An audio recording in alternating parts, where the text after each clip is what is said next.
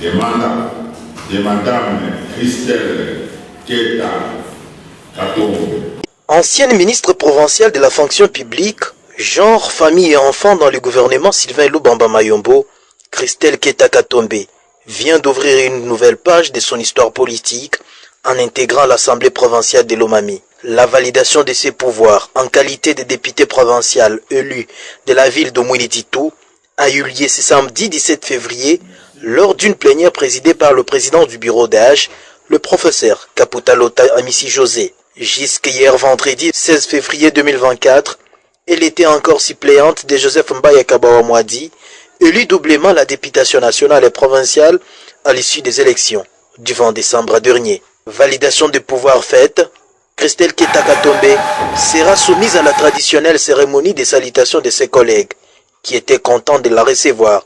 Cela, bien avant d'être installée dans la chaise par les services de protocole de l'Assemblée provinciale. Assise confortablement dans sa chaise, elle a séance tenante assisté aussi à la cooptation de deux chefs coutumiers, dont l'un du territoire de Kabinda et l'autre de Ngandajika.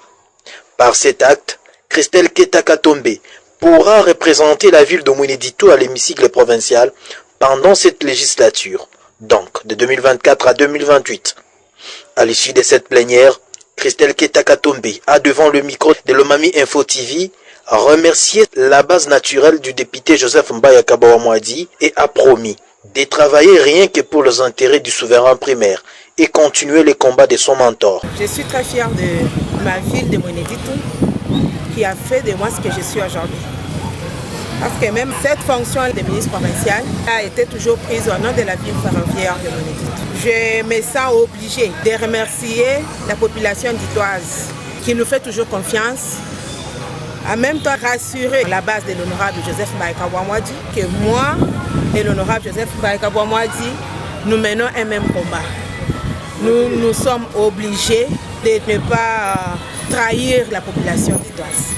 Christelle Keta Katombe, autrefois ministre provincial de la fonction publique, vient s'ajouter aux 4 autres femmes députées provinciales élues, dont Sidonie Ejibampungwe dans la ville de Kabinda, Rebecca Nkongolo Koutoa dans les territoires de Lubao, Jolin Jibakalala et Edoxy Milembaka Bamba du territoire de Luilo. L'Assemblée